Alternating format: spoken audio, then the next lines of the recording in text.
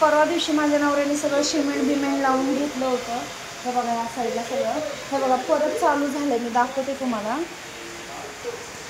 हे बघा, हे बघा भरभर बघा सगळं कसं पाणी येतं. हे बघा, हे बघा परत चालू झालंय. हे बघा परत भरभर पाणी सगळीकडे चालू झालंय. ते सगळं कपाटाच्या खाली. हे बघा काय काढावं आणि काय नाही मला काय सुचत पण नाहीये.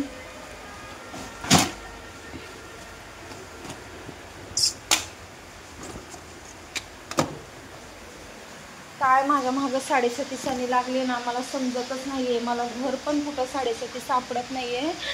हे बघा घरात पण सगळीकडे पाणी पाणी झालंय. हे बघा, हे बघा,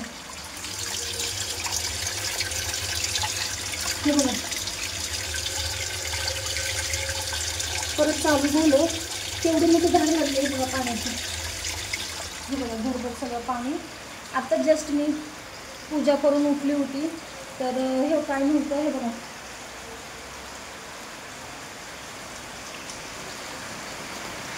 काय माझ्या मागं 7:30 लागले ना, मला काही समजतच नाही आहे. मला लय वैताग आलं, या घरात राहण्याचं पण लय वैताग आलं आहे. इतकं कटाळून चाललं आहे ना माझा जीव. मला घर पण कोणीकडे सापडत नाही आहे. घर बदलायचं म्हणल्यावरती अर्जंटमध्ये. आता 8 दिवसावरती देवी आलेले आहेत तर कसं करावं मला काय सुचत पण नाही आहे. बघा तिथं घरभर सगळीकडे पाणी पाणी. हे बघा, हे बघा दिसतंय का, हे सगळीकडे पाणी पाणी झालं आहे बघा. बघा तिथं घरभर सगळं पाणी पाणी झालं. हे इथून पण लई मोठं पाणी यायला लागले. परवाच मी माझ्या नवऱ्याने आणि मी सगळे मिळून हे सगळं साफसफाई करून घेतलं होतं. आता परत सगळं सुरुवातीपासून परत मला करावं लागणार आहे. एवढं सगळं पाणी भरलं आहे. अशा वेळेस काय करायचं ना माणसाला काही मला घर पण सापडत नाही आहे. एवढी मोठी खोली पण मला मिळत नाही आहे. आता फक्त 4 ते 5 दिवस राहिलेले आहेत घटस्थापनेला आणि घरभर हे बघा सगळं असं पाणी पाणी होतं आहे. काय करावं मला काय सुचतच नाही आहे. कोणाकडे घर वगैरे असेल जवळपास तर मला नक्की कमेंट करून सांगा. वालजे माळवडीचे ह्या साईडला कोणाला घर असेल कोणाचं भाड्याने तर मग मला तुम्ही सांगा. आता पाणी आल्याने मला थोडंसं हे वाटायला लागलं. घरभर सगळं पसारा असल्यामुळं काय काढावं आणि काय ठेवावं काय सुचत नाही आहे. जेवढं मला शक्य होईल तेवढं मी काढून ठेवलं आहे बाजूला. आता जस्ट पूजा करताना काहीच नव्हतं बघा. पण पूजा झाली थोडाच वेळ मी उठून बसले मला काहीतरी खाऊन घ्यावं तर हे परत चालू झालं असं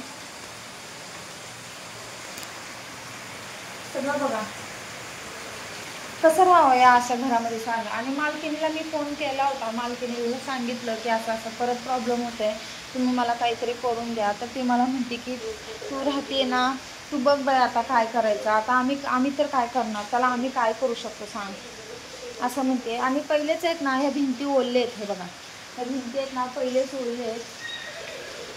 पाऊस वगैरे आला थंडी वगैरे आली तर ही भिंती ओढलीच होतात. आणि ह्या घराला पहिली वाळवी पण लावलेली आहे. हे बघा वाळवी पण लागली आहे. त्या साईडला वाळवी लागली आहे. ह्या भिंतीला पण सगळी पहिले वाळवी लागली होती आणि आमच्या म्हणण्याने तिने हे काम सगळं करून घेतलं. ह्या भिंतीला थांबलं आहे पण आता ह्या भिंतीला आहे ना वाळवी चालू झाली परत. आणि त्यात हे सगळं असं प्रकरण. कसं राहायचं सांगा माणसाने. त्यात माझे मिस्टर पण असे आहेत ना, ते लोक घरच बदलायला नको म्हणतात. भाडं कमी आहे ना, आपली परिस्थिती वाईट आहे ना, भाडं कमी आहे म्हणून ते म्हणतात की जाऊ दे घर हवी तर तिथेच राहू. पण मला सांगा तुम्ही अशा घरात कसं राहायचं सांगा बरं. कसं राहायचं अशा घरामध्ये सांगा बरं. जीव नुसता कट्टाळून चाललं आहे. मला वैतागून होऊन चाललं आहे. आज ते आमचे काका वारले म्हणून 13 दिवसाचं करायचं आहे म्हणून मी आता सोलापूरला चालली होती. हे सगळं आवरावं, पसारा बिसारा काढून जावं आता म्हणून मी आता आवरायला थोड्या वेळा निघणार होती. तितक्यात हे सगळं गोंधळ. कसं करायचं आता सांगा. कसं राहायचं या माणसाने आपण आपल्या घरामध्ये.